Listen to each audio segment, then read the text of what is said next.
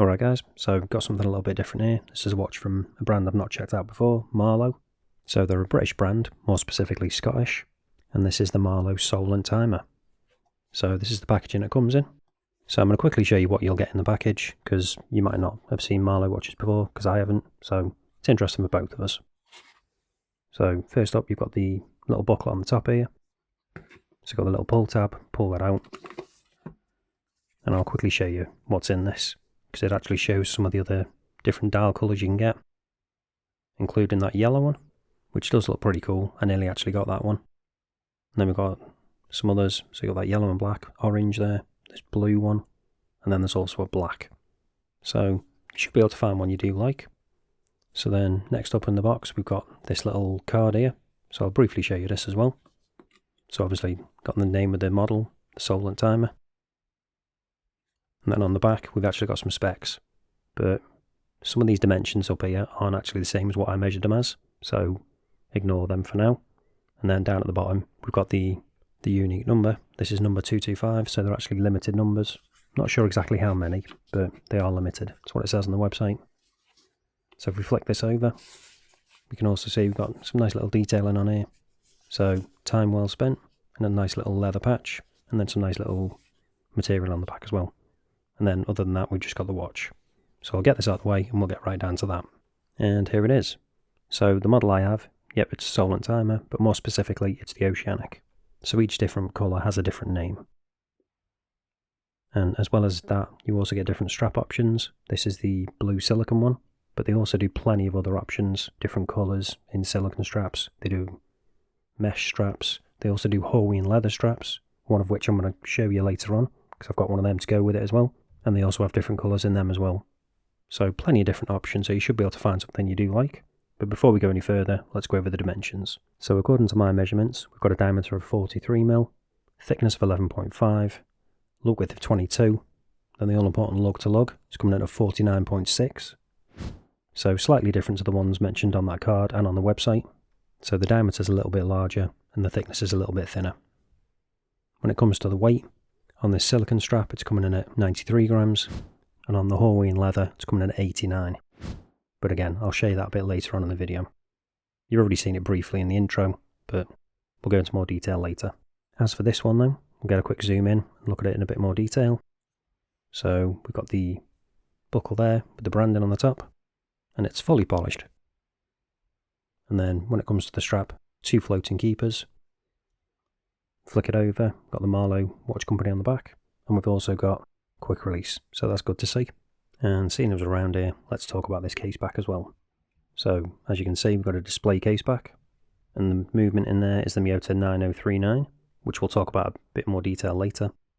But as for this case back, screw down case back, but we've got some interesting stuff around the outside of it. So the fact that it's British design, then comes the interesting bit. So a smooth sea never made a skilled sailor. Then after that we've got first edition, because this is the first edition of the watch, and as I say, they're going to be in limited numbers. Not sure exactly how many. If I do find out, I'll let you know down in the comments. And then other than that, it's just the usual branding. Flicking around to the side of the case, so we've got signed crown there with Marloe M on, and then the other crown just got that circle. And then we've got those really nice angular lugs, helping it conform to wrist and keeping that lug to lug down as well. It's a fully polished case, no brushing or anything. So it will gather fingerprints a little bit, but when it's nice and clean, it does look good. And then you might be able to see we've got a ever so slight curve on that crystal. It's not completely flat, and it integrates really nicely into the case as well. Just flows seamlessly. But now let's get on to the main thing with this. That's that dial, because there is a lot of interesting stuff going on here.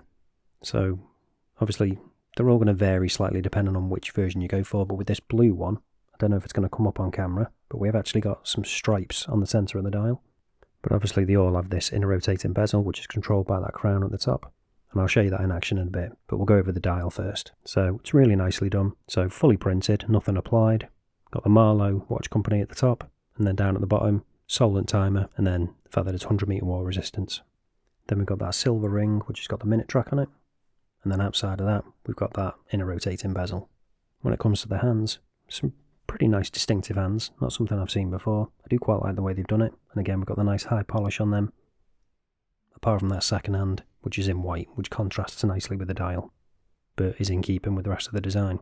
I also really like that light blue they've used on that centre bit for the second hand as well. Just adds a little bit of contrast and just pops slightly. Nice attention to detail there, and it just matches the colour around the indices as well. Just tying it all together again. It's a really cohesive design. And you might be able to see now, depending on the angle it's on, those stripes on the centre of the dial. They're quite subtle. A lot of the time you don't really notice them, but when they do catch the light, they do look really good, really distinctive. Hopefully you can see it better in the macro shots. And obviously if I tilt it on an angle, you'll probably be able to see a bit better too. Again, as I say, quite subtle, but again, I do like it. And now we've got it on an angle, you could probably also see as well, we've got a good amount of AR on this. It's working well. No reflections whatsoever really. Almost looks like there's nothing there, apart from when you catch it on certain bits and then you'll see it, when the light's reflecting right at it. And you see that ever so slight blue hue. But it's not overly in your face, it's just quite a subtle blue I think. So, seeing as we've talked about it a bit, let's show you this in a rotating bezel in action and how it works. So it's a screw down crown, so if we just unscrew that, then it will pop out. And then when it comes to moving it, nice smooth action, bi-directional as well, as you'd expect. Then when it comes to screwing it back down, if you just push it down lightly, and then screw it in, it will go in nicely, doesn't move at all. Don't do what I did the first time I tried doing this, I'll quickly show you. So I unscrew it, then if I try pushing it down, like quite firmly, then screwing it in, it does actually move. You don't need to push it in really hard. You just push it in lightly, turn it round, and it goes in really easily. You don't need to use a lot of force to hold it down. So again, really nicely made, no issues with that at all. So you probably want to know now, have we got sapphire crystal on this? Not only on the front, but also on the back, because we've got that display case back obviously. So we're going to be testing both of them to find out, using the trusty diamond selector too. And yep, we've got sapphire on the front. Let's quickly flick it over and test out the back. And yep, we have got it on the back as well, so that is good. So sapphire front and back, always good to see. So now let's get onto the movement and talk about that in a bit more detail. As you already know, it's the Miyota 9039, so that's the no date specific version of the 9015. So we don't have a ghost date position or anything, just the one position when we unscrew the crown. So second hand stops, got hacking, and then we can just change the time.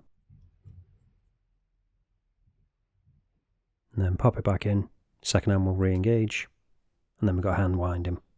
All works well, no issues at all. And then we can just screw it back down. But now, let's get onto the loom, see if that's any good with it being a fully printed dial. Is that going to hinder the loom, or is it not going to be an issue at all? So, let's charge it up, give it a proper chance.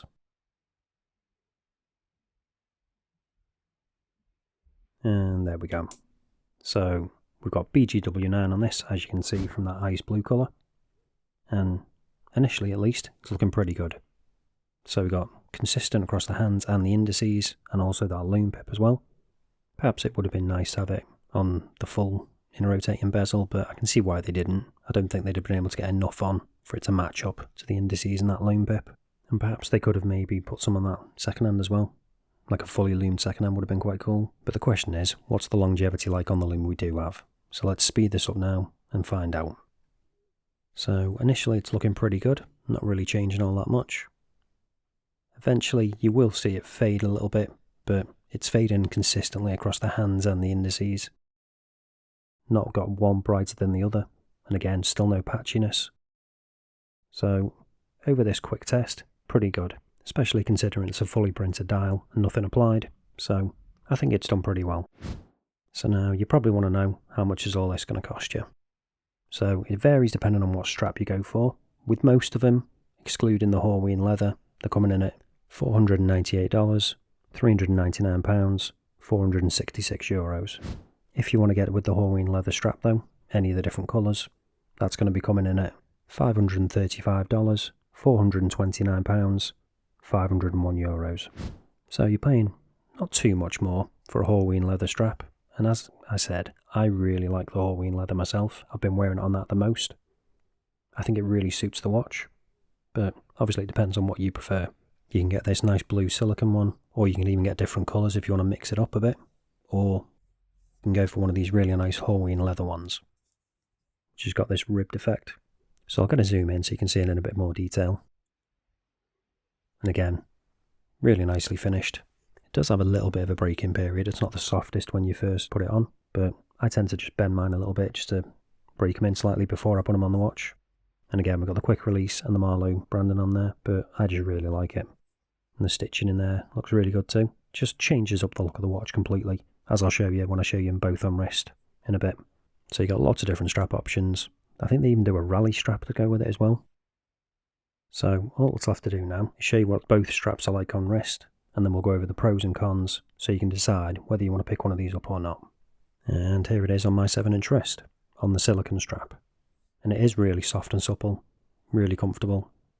And obviously it suits the watch perfectly with that nice blue, but you don't have to go with the blue. So despite it being a pretty large watch, I think it wears quite well on my 7-inch wrist because of the angle on those lugs. They drop down pretty quickly and it keeps it under that 50mm, which is pretty much the limit I'd say for a 7-inch wrist. And I don't think it wears as thick as the dimensions would suggest either. That being said though, I think I personally would have preferred if they'd done it in like a 41mm or something maybe. But I know there's a lot of people watching my videos who've been asking for larger watches. They just need something bigger because they've got bigger wrists. So perhaps this is one for them. I definitely wouldn't be going smaller than a 7-inch wrist wearing this because I think it'd overhang a bit too much. It's definitely more of a 7 and above with this one. So when it comes to issues I have with this, there's not really many.